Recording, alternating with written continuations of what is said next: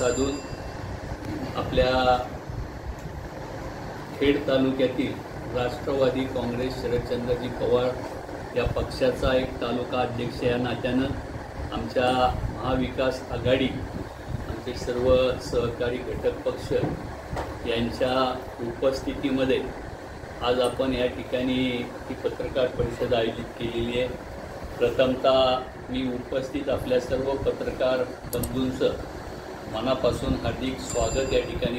आपल्याला ज्या प्रश्नांवरती चर्चा या ठिकाणी उपस्थित करायची आहे त्या संदर्भात थोडंसं या ठिकाणी अगोदर प्रास्ताविक पद्धतीनं आपल्या समोर एक हे मांडतो की नुकतीच आपली कृषी उत्पन्न बाजार समिती खेडच्या साधारण सभा 30 सप्टेंबर रोजी झाली आणि त्या सभेच्या निमित्तानं एक त्या संस्थेचा सभासद या नात्यानं आणि संस्थेचा एक माजी पदाधिकारी या नात्यानं मी त्या ठिकाणी सभेला उपस्थित होतो आणि माझ्या मनातले प्रश्न की जे शेतकरी बंधूंशी निगडीत आहेत किंबहुना कृषी उत्पन्न बाजार समितीच्या जडणघडणीमधल्या सर्व प्रक्रियेशी निगडीत असल्यामुळं वार्षिक साधारण सभा ही सर्वता आपल्याला माहिती आहे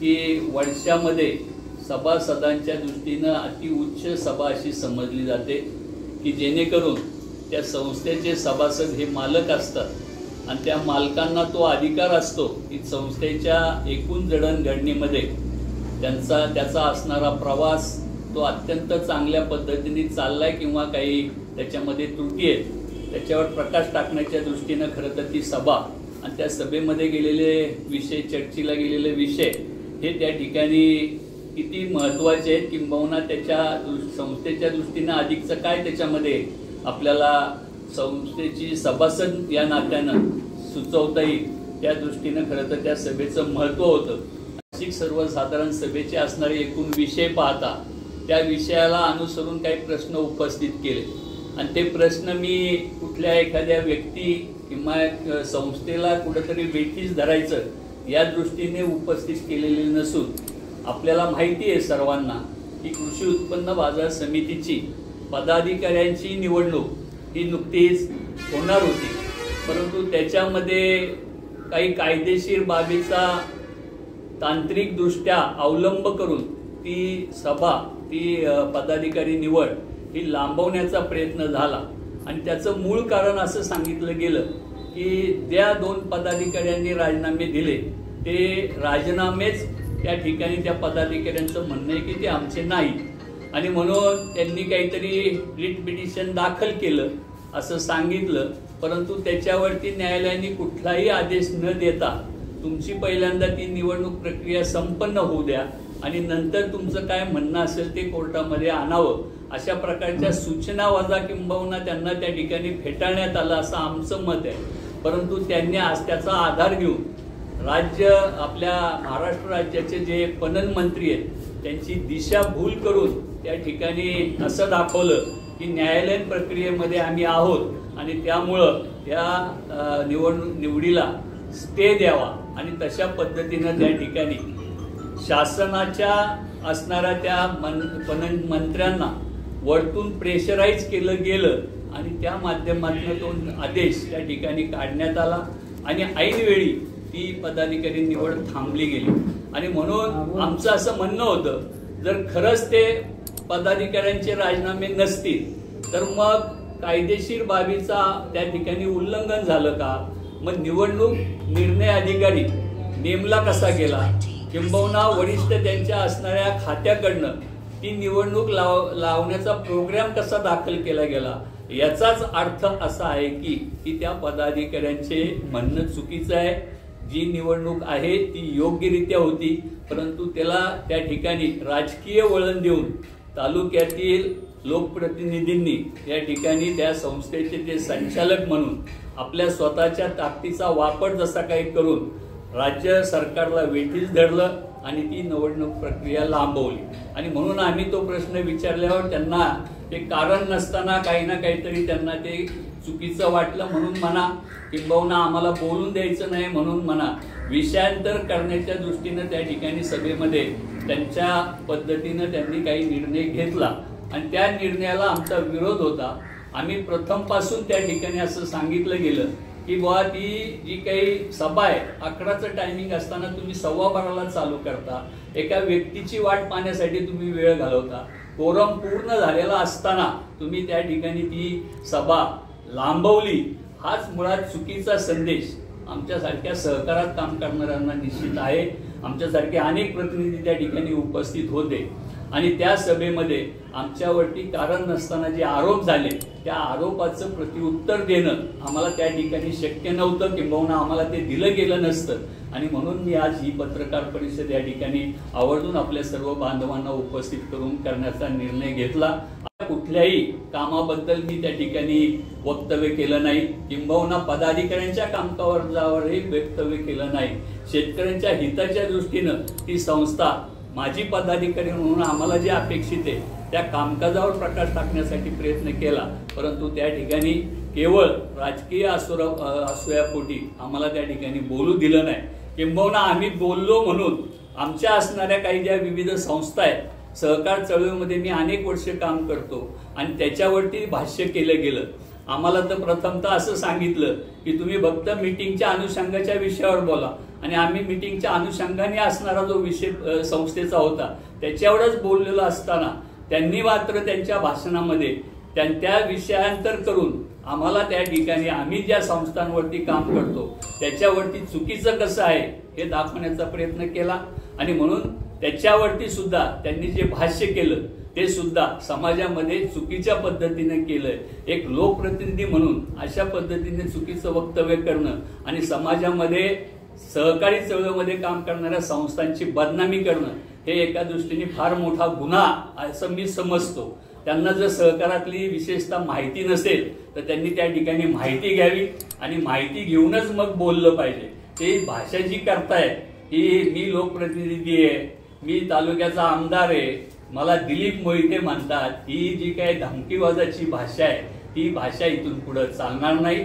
आम्ही आमचं उभं आयुष्य सहकारामध्ये घालवलं. ज्या काही संस्था आमच्या ताब्यात आहेत त्यांच्यामध्ये आम्ही त्या निदान ज्या जुन्या लोकांनी प्रस्थापित केल्या त्या निश्चित त्या ठिकाणी व्यवस्थितरित्या चालवण्याचं, त्या अत्यंत चांगल्या पद्धतीने चालत असल्याचे दाखले मी तुम्हाला या ठिकाणी देऊ शकतो.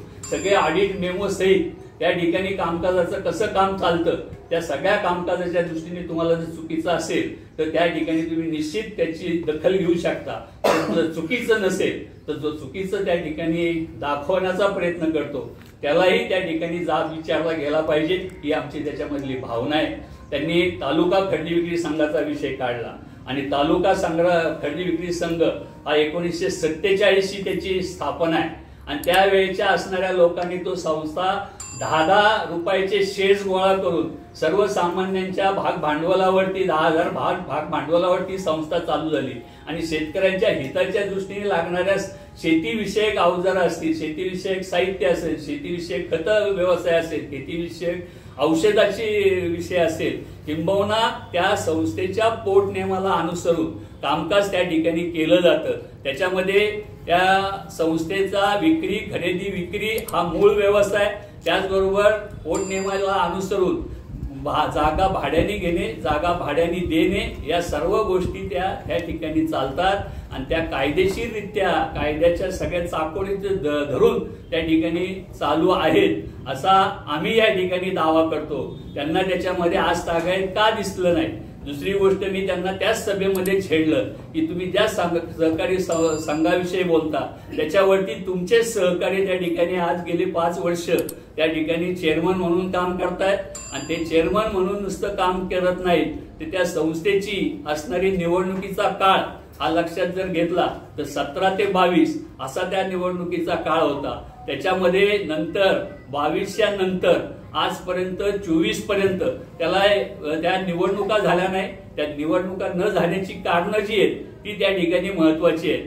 दुष्काळ असेल, अति पावसाळा असेल किंवा निवडणुका ज्या काही राज्यातल्या आल्या त्या निवडणुकाच्या अनुषंगानं प्रत्येक वेळी मुदतवाढ त्या ठिकाणी मिळत गेली आणि त्या मुदतवाढीच्या काळामध्ये जेव्हा जेव्हा इलेक्शन घ्यावं असं शासनाने सांगितलं त्या वेळेला आपण मतदार याद्या सहित त्या ठिकाणी देण्याचं, त्याचबरोबर त्या मतदानासाठी लागणारा संस्थेचा खर्च तो सुद्धा संस्थेने त्या ठिकाणी त्या वरिष्ठ शासनाच्या यंत्रणेकडे सुपूर्द करणं, अशा सगळ्या गोष्टी झालेल्या असताना त्या ठिकाणी निवडणूक झाली नाही. तो काही आमचा संस्थेचा दोष नाही आणि त्या काळामध्ये सुद्धा ते सर्व पदाधिकारी त्या ठिकाणी कार्यरत होते. त्यांना जर त्या ठिकाणी तक्रार करायची होती किंवा काही त्याच्यावर संशय येत होता तर त्यांनी अगोदरच त्या ठिकाणी निर्णय घ्यायला पाहिजे होता. परंतु तसं न करता आमदारांच्या प्रेशर टॅक्टिसमुळं त्यांनी त्यांच्या स्वतंत्र असणाऱ्या जवळच्या सहकाऱ्यांना त्या ठिकाणी राजीनामे द्यायला लावले. राजीनामे देण्याचं कारण सुद्धा मी या ठिकाणी असं नमूद करतो की संस्थेचा कुठल्याही प्रकारे प्रशासक नेमता येत नाही असं पाहिल्यानंतर अधिकारी सुद्धा त्या ठिकाणी ज्या पद्धतीने स्वतःच्या अधिकारात नेमण्याचा प्रयत्न केला, त्यांना त्या ठिकाणी प्रेशराईज करण्याचा प्रयत्न केला, त्यांनी त्या ठिकाणी स्वतंत्र चौकशी करून अधिकारी नेमून सुद्धा संस्थेची चौकशी केली, त्याच्यातही त्यांना काही सापडलं नाही. मग काहीच करता येत नाही तर संस्थेच्यावर प्रशासक कसा आणायचा, तर त्याचं त्या ठिकाणी असणारं संचालक मंडळाचं अल्पसंख्या कमी करणं, अल्पमतात आणणं आणि मग त्या ठिकाणी प्रशासक बसवणं, अशी दुष्ट प्रवृत्तीची प्रक्रिया त्या ठिकाणी राबवण्याचं काम केलं. स्वतःच्या सत्तेचा गैरवापर त्या ठिकाणी करण्याचा प्रयत्न त्यांनी केला. आज त्या ठिकाणी आम्ही न्यायालयीन बाबीमध्ये प्रक्रियेमध्ये गेलेलो आहोत. आम्हाला तो न्याय त्या ठिकाणी निश्चित मिळेल अशी आमची त्या ठिकाणी भावना आहे. त्या संस्थेच्या प्रती इतकं वाईट बोललं गेलं की त्या ठिकाणी संस्थेवर काम करणारे जे सेवक आहेत त्यांच्या प्रती भूमिका त्यांनी जी मांडली, त्यांना जर त्याचा अभ्यासच नाही, माझ्यासारखा माणूस असं त्या ठिकाणी म्हणेल की सेवकांचे नियम काय आहेत, सेवक कसे नेमले जातात, त्याला काही शासनाचा पगार आहे का, आणि त्या शासनाचा पगार मिळावा म्हणून तुम्ही जर लोकप्रतिनिधी आहात तर तुम्ही त्याच्यासाठी काय वेगळा प्रयत्न केला का, तुम्ही तुमच्या लोकांसाठी तरी त्या ठिकाणी प्रयत्न केला का. तसं न करता संस्थेच्या असणाऱ्या उत्पन्नाच्या माध्यमातून त्यांना उद्या रिटायरमेंट झाल्यानंतर नाही ग्रॅज्युटी, नाही बाकीच्या काही सवलती, नाही काय त्या ठिकाणी पेन्शन, त्या ठिकाणी असणाऱ्या ह्या संस्थेच्याच उत्पन्नातून त्यांचे पगार त्या ठिकाणी केले जातात. त्यामुळे त्याला त्या संस्थेला त्या नोकरीवर असणाऱ्याची अट सुद्धा त्या ठिकाणी नाही.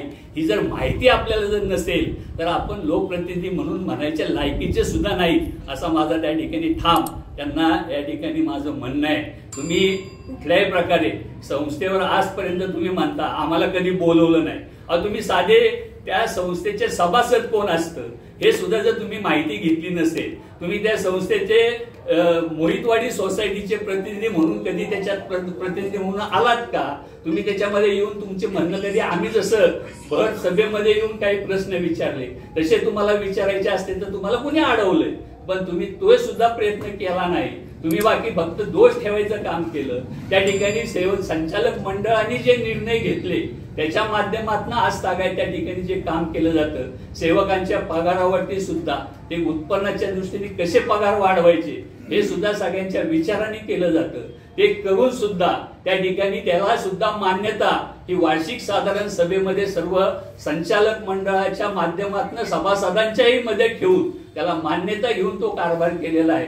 त्याचबरोबर नाशिक हायवे सारख्या ठिकाणी आज 3-3.5 एकरची जागा त्या ठिकाणी असून ती इमारत त्या ठिकाणी जी उभी आहे ते सांभाळले, गोडाऊन आहे, हे चालू आहे, सगळं काम एवढं पद्धतशीर चालू आहे. त्याच्यामध्ये तुमचा जर कणभर सुद्धा त्याचा सहभाग नाही, तुम्ही त्याच्यामध्ये काही केलं नाही आणि उत्पन्नाच्या दृष्टीने जर तुम्ही म्हणत असाल जसं भाडे तत्वावर देऊन भाडं मिळवायचं अशा पद्धतीच्या जुन्या लोकांनी संचालकांनी त्यामध्ये भूमिका घेतल्या. काय त्या ठिकाणी इमारती बांधल्या, त्या ठिकाणी त्या आज भाड्याने देऊन त्याचं सुद्धा मी तुम्हाला त्या ठिकाणी सर्व कागदपत्र मी मुद्दाम 2 दिवस त्याच्यामध्ये घालवले. माझे सगळ्या संस्थांची ऑडिट 2024 पर्यंत आज झालेली आहे.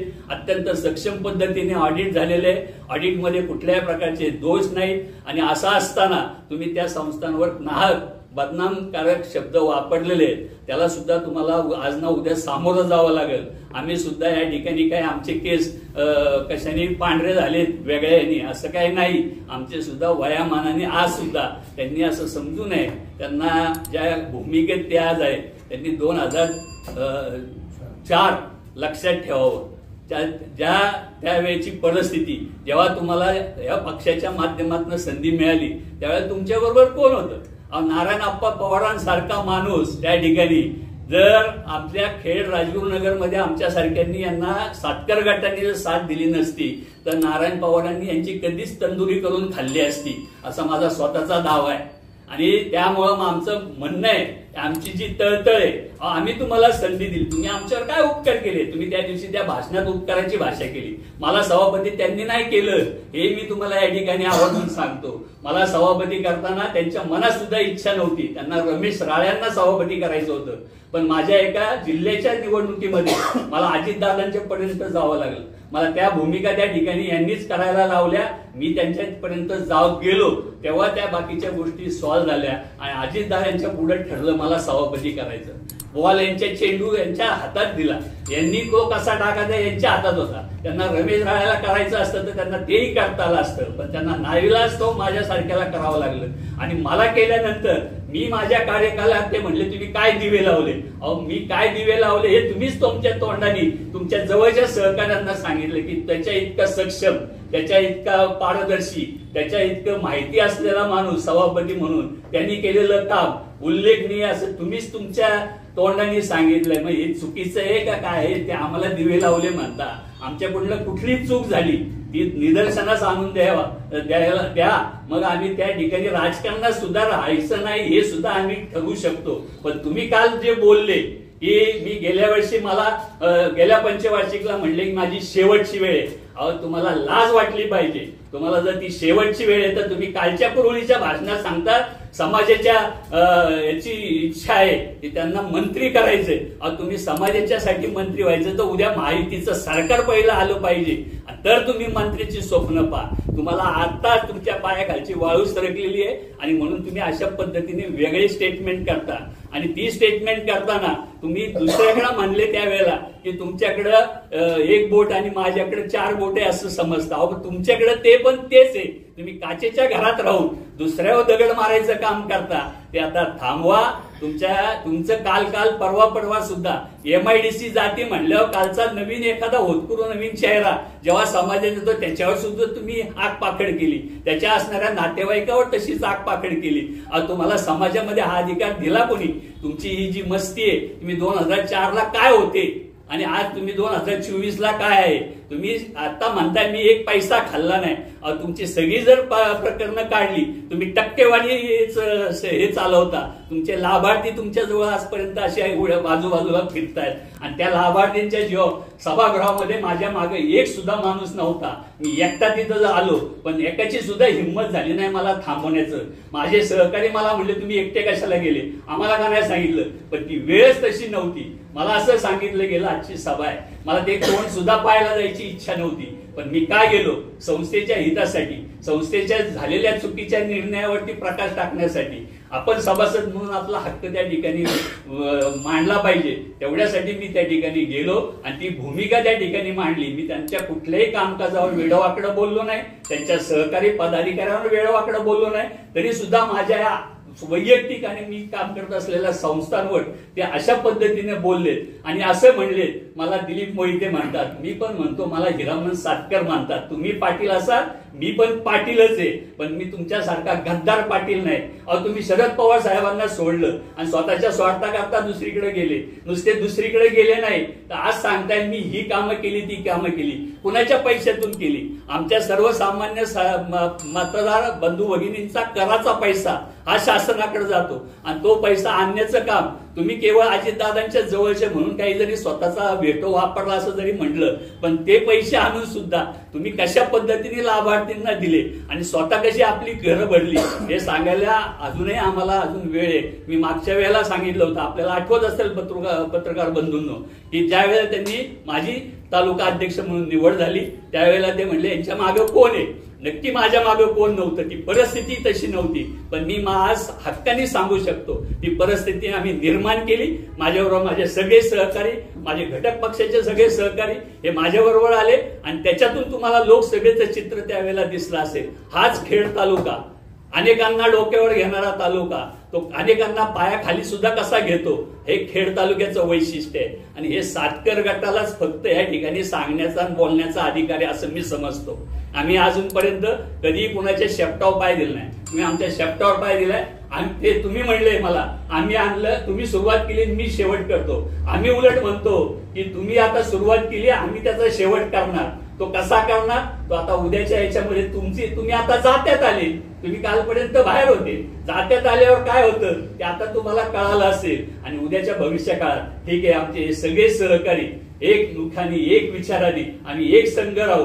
तुम्हाला तर या वेळेला नक्की सुट्टी नाही एवढं नक्की सांगतो. आणि या दृष्टीनं मला तुम्हाला अजून काही जर विचारायचं, वेळ निश्चित त्या विषयावर नक्की मी बोलेल. परंतु मला तुम्हाला या ठिकाणी सांगायचंय, आमच्या ताब्यात असलेल्या सगळ्या संस्था, त्यांची असणारी इमारती असतील, त्यांची स्थावर असतील, सगळी जिथल्या तिथे आहेत. ज्या ज्या बँकांमध्ये खाती आहेत त्या ठिकाणी आमच्या ठेवी बिवी सगळी चित्र तुम्हाला जेव्हा जेव्हा कागद पाहिजे ते माझ्याकडे कागद आहेत, ते मी कागद केव्हाही द्यायला तयार आहे. पण त्यांनी जे काही पद्धतीने वल्गना केल्यात, मग तुम्ही तुमच्या संस्था किती स्वतः काढल्या ते दाखवा. तुम्ही चालवताना ज्या खाजगी संस्था चालवतात त्या कशा चालवतात ते दाखवा. तुमच्या याच्यावर असणारे ट्रस्टी कसे आहेत ते दाखवा. आणि ते ट्रस्टी कशा पद्धतीने बाहेर ऍडमिशनला कसे पैसे घेतात, लॉ कॉलेजला विद्यार्थ्याच्या ऍडमिशनला किती पैसे घेतात याचाही हिशोब काढा. मग तुम्ही नेमकं काय करता, खरं समाजाचं हित तुम्ही करता का? मी सर्वसामान्य शेतकऱ्याचा पोरगा, काय भाषा वापरता तुम्ही? आज तुमची तालुक्यामध्ये जमिनी किती आहेत, किती कुटुंबाच्या याच्याकडे जमिनी आहेत याचा जर सर्वे केला तर तुम्हाला आता सांगतो. त्याच्याही पलीकडे आता मला दुसरं एक सांगायचंय, कालची जी लोकसभा झाली, तुमची आढळराव दादांच्या बरोबर कधीच जमत नव्हतं. तुम्ही जे वल्गना केल्या, स्वतः भाषण केलं की मी कुठल्याच पद्धतीने हे करणार नाही, सहकार्य करणार नाही. मग असं एका रात्रीत काय झालं की तुम्ही लगेच मूव बदलली? याचा अर्थ तुम्ही काही ना काहीतरी त्याच्यामध्ये हातात घेतलं.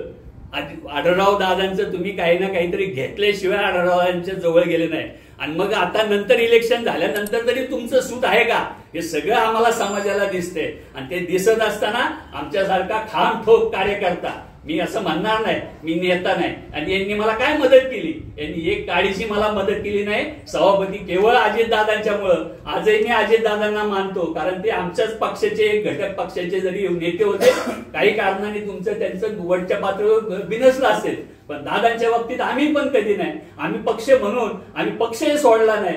आम्ही काँग्रेस आणि राष्ट्रवादीच्या व्यतिरिक्त आम्ही कधी कुठं जागा बदलली नाही. आणि मग तुम्ही बाकी इकडून तिकडं स्वार्था करता. तुम्ही पवार साहेबांच्या पुढं त्यांच्या सैन्य आमदार झालेले, आता तुम्ही त्यांना सोडून गेले. ठीक आहे, कशासाठी गेले तर स्वतःची जे काही तुम्ही आता तुम्ही परवा मीटिंग मध्ये असंही म्हणाले, काय तुम्ही कराल, मारून टाकाल. आमची ती नीती आहे का? आम्ही कधीच कुणाला हात बी लावला नाही, स्पर्श पण केला नाही. पण तुमची सगळी बात प्रकरण काढा. तुम्ही दुसऱ्याचे खून पण केले, पचवायचंही काम केलं, दाबायचंही काम केलं.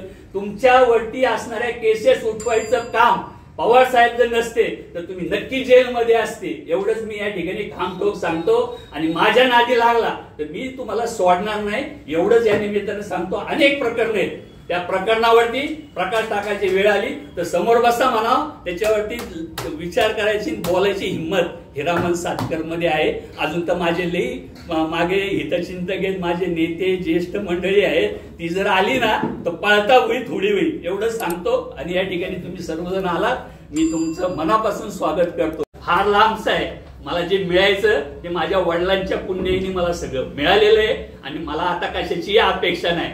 तुम्हालाच बाकी पुन्हा पुन्हा आमदार व्हायची इच्छा आहे, नव्हे तर मंत्री व्हायची इच्छा आहे.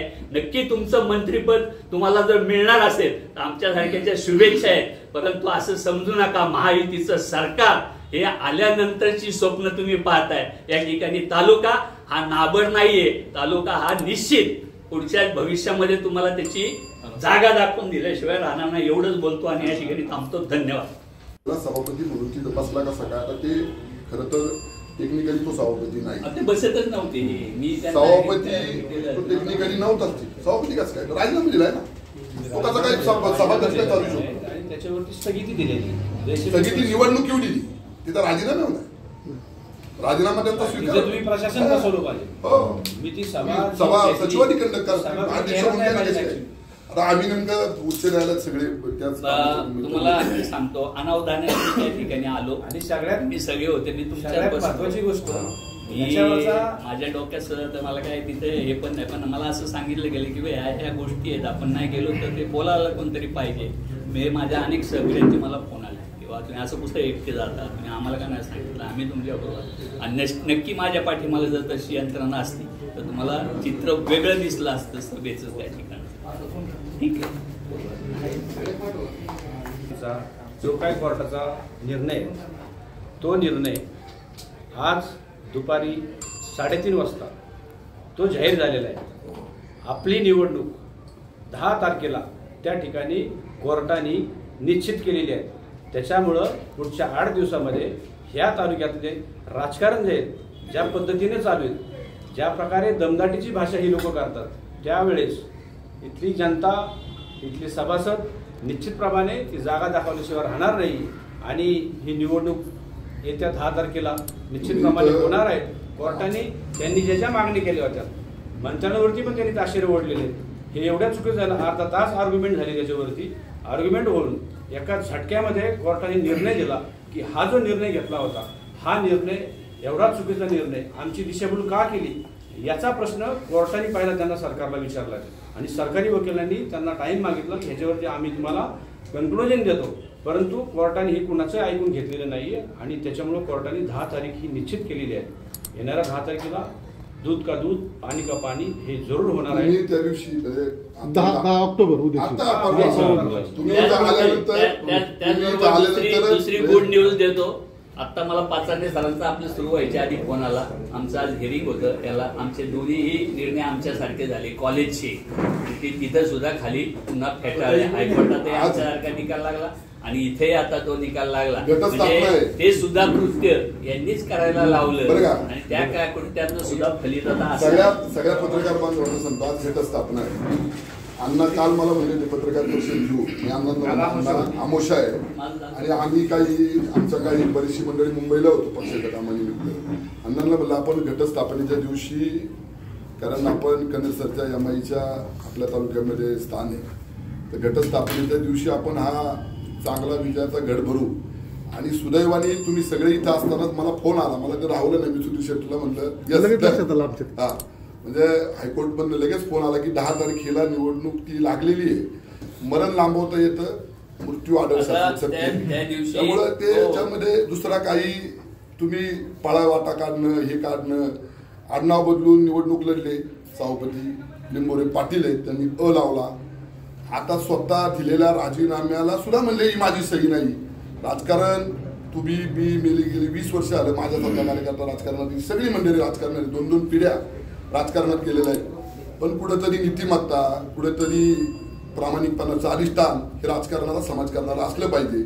राजकारणाला कोणत्या थरावरती जाऊन राजकारण करायचं. अण्णांच्या बाबतीत जे झाले ते काय तालुक्यात नवीन नाहीये कुणाला. जो कोणता तालुक्यातला एखादा कार्यकर्ता विद्यमान आमदारांच्या दिलीप मोठ्यांच्या विरोधात एखादी भूमिका घेईल, त्याच्यावरती इतक्या खालच्या स्तराला जाऊन टीका करायची. मग त्याच्यामध्ये तुम्ही राजू शेटजवळेकरांचं मागच्या 2 वर्षात उदाहरण पाहिलं असेल की मी कोणाला घेऊन येणार, एक पत्रकार परिषद घेऊन सगळं पुढे पाडणार, त्यांच्यावरती गुन्हा दाखल करणार.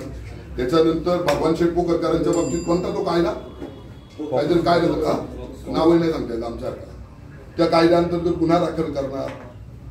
त्यात राजू जोडेकरांच्या घरी तुम्ही चहा प्यायला, त्यात भगवान शेठ पोकरकरांच्या मांडीला मांडी लावून बसले.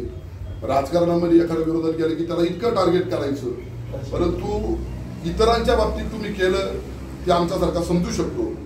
परंतु ज्या आप्पासाहेब सातकरांच्या आशीर्वादानं पुण्याईनं 2004ला आपला राजकीय जन्म झाला, त्या आप्पासाहेब सातकरांच्या वारसानं जरी आज अण्णा इथं सातकर गटाचे, मी पवार गटाचा आहे, अण्णांचा आणि आमचाही रमेश पवारला सभापती करताना संघर्ष झाला. परंतु आम्ही खाजगीतही बोलताना सांगतो की बाकीच्या व्यक्तींचं सोडून द्या, परंतु हिरामन अण्णा सातकर हा माणूस त्याच्या तत्वांशी प्रामाणिक आहे. आणि अशा माणसावरती तुम्ही इतक्या खालच्या पातळीवर जाऊन संस्था नुकसानी दानाच्या, मार्केट कमिटीचं आता काय खेळगोंडोबा केलाय, पंचायत समितीला तुम्हाला सगळ्यांना माहिती आहे काय परिस्थिती झाली, ती आपली कॉलेज खेडचं त्याच्या अध्यक्षपदाच्या बाबतीतही ते एकही संस्था तुम्ही तशी सोडत नाही. मग नक्की करायचंय काय. बाजूचा आंबेगाव तालुका आहे, तिथेही खासदार 15 वर्ष शिवाजी आढळराव पाटील आणि वळसे पाटील 2 मोठे मातब्बर नेते होते, पण त्यांच्याकडे कधी तिथं कारखान्यामध्ये त्यांचा वाद झाला बाजार समितीमध्ये वाद झाला. राजकारण हे तत्वांचं असेल तर संस्था टिकतील आणि संस्था टिकल्या तरच तालुक्यातल्या कार्यकर्त्यांना संधी मिळेल, शेतकऱ्यांना न्याय मिळेल, सर्वसामान्य माणसाला न्याय मिळेल. परंतु संस्थाच मोडीत काढायच्या, संस्था अडचणीत आणायच्या आणि त्या संस्था अडचणीत आणून करतो मी आहे ना, मी मला दिलीप मोहिते म्हणतात, मी असं करील, मी आमदार आहे, तो मी हा भल्या भल्यांना चुकलेला नाही. तो मी फार अडचणीचा आहे हे त्यांनी समजून घेतलं पाहिजे. का आज कुरळीत बनले की मला निवडणूक लढायची नव्हती, परंतु मला मंत्रीपदाची शपथ म्हणजे मी आज तुम्हाला सांगतो की हे सगळे म्हणतात महायुतीचं सरकार येणार नाही. तुम्ही निवडूनच येणार नाही तर मंत्री कसं? ते महायुतीचं महाविकासाकडे सरकार यायला मी एवढा मोठा नेता नाही की राज्यात काय होईल, परंतु ह्या तालुक्यातल्या जनतेचा आम्हाला चांगला कानूस आहे. तुम्हीच निवडून येणार नाही, तुम्ही 50,000 फरकाने पडणार आहे, तर तुम्ही मंत्री कशी का होणार? त्यामुळं तालुक्यातल्या संस्था टिकल्या पाहिजे. तालुक्यातल्या कार्यकर्त्यांना जो कोणत्या संस्थेवर काम करत असेल त्याला तिथं त्याच्या स्वायत्त काम करून दिलं पाहिजे. तुमचा सभापती त्याला काम करू दे ना बाजार समितीमध्ये मोकळेपणाने, आणि ते मोकळेपणाने काम करून नाही दिलं म्हणून तुम्ही परवा दिवशी पाहिलं असेल की 10 संचालक एक बाजूला आलेले. वर्षभरात तुमच्या कामकाजाला कंटाळले लोक 3 संचालक आमच्या बरोबर आले का? एकाधिकारशाही, हुकुमशाही याला कंटाळल्यामुळे तुमच्या बरोबर असलेली लोक आमच्या बरोबर आली. त्याला काही कारण आहेत ना. त्यांना जर स्वायत्तपणे काम करून दिलं असतं तर त्यांनी तिथं गुन्हेगारांनी काम केलं असतं. या सगळ्या पार्श्वभूमीवरती मला तुम्हाला सांगायचंय की 8 दिवसापूर्वी एक सोशल मीडियावर गाणं फिरत होतं, बाप तो बाप रहेगा, आणि एक काय ते मगाशी मी सांगितलं ते मी एकटा बास. तुम्ही एकटे जरी असली तरी ही सगळी एकजीव आहे. एकजीव परेच तुमच्या विरुद्ध आता महाविकास आघाडीच्या माध्यमातून लढणार आहे आणि तुमचा बंदोबस्त करणार आहे. जी सर्वसामान्य लोक त्या ठिकाणी मिटिंगला सर्वसाधारण सभेला होते, त्यामध्ये एक जबाबदार व्यक्तिमत्व माजी आमदार साहेबराव सातकर यांचे चिरंजीव आपल्या खेड तालुका शरदचंद्रजी पवार राष्ट्रवादी काँग्रेस पक्षाचे अध्यक्ष हिरामण सातकर यांना जे आरवाच्य भाषेमध्ये त्यांनी दम दिला, दमच म्हणेल, कारण त्यांना माहिती आहे आता की दम दिल्याशिवाय तर लोक गप्प बसणार नाही. परंतु तालुक्यातली जनतेने त्यांना ठरवले तुम्ही जेवढा दम द्याल तेवढे आम्ही सुद्धा सगळे मंडळी सक्षम आहोत. तुम्ही एकेकाला गाठून जर दम देत असेल तर आम्ही सुद्धा एक एक जण समोर यायला तयार आहे. तुमच्यात किती ताकद आहे ते इतर येणाऱ्या काळात आम्ही दाखवू. परंतु त्या सभेमध्ये ज्या कर्मचारी वर्ग, जो व्यापारी वर्ग ज्यांच्या जीवावर आपली मार्केट कमिटी चालते, त्यांना सुद्धा तुम्ही दम दिले. कर्मचाऱ्यांना सांगितले उद्या ऑर्डर काढा, पोट भाडे करू काढा, हे काढा. जे मंडळी त्यांना आता थोडक्यात दहशत तयार करते ती की माझी निवडणूक पुढे आलेली आहे, तुम्हाला जर समजा राहायचं असेल तर माझ्या घरी या, आणि त्यावेळेस त्याच्यामुळे दहशत करायचं काम चाललंय. परंतु व्यापारी वर्ग सुद्धा एवढा स्ट्रॉंग आहे की तो त्या दिलीप मोहिते यांच्या भिकेला हाक घालणारा नाहीये. ते सुद्धा त्यांना येणाऱ्या काळात जागा दाखवतील, कर्मचारी सुद्धा जागा दाखवतील, कारण त्यांचे दिवस आता भरत आलेले आहेत. म्हणून ते रागवायला आहे ना. आता एवढ्या ज्या माणसाच्या साहेबराव सातकरच्या जीवावर आमदार झाले त्याच साहेबराव सातकरचा गट आणि तालुक्यातील जनता, व्यापारी, सर्व शेतकरी या माणसाला येत्या विधानसभेमध्ये पाडल्याशिवाय राहणार.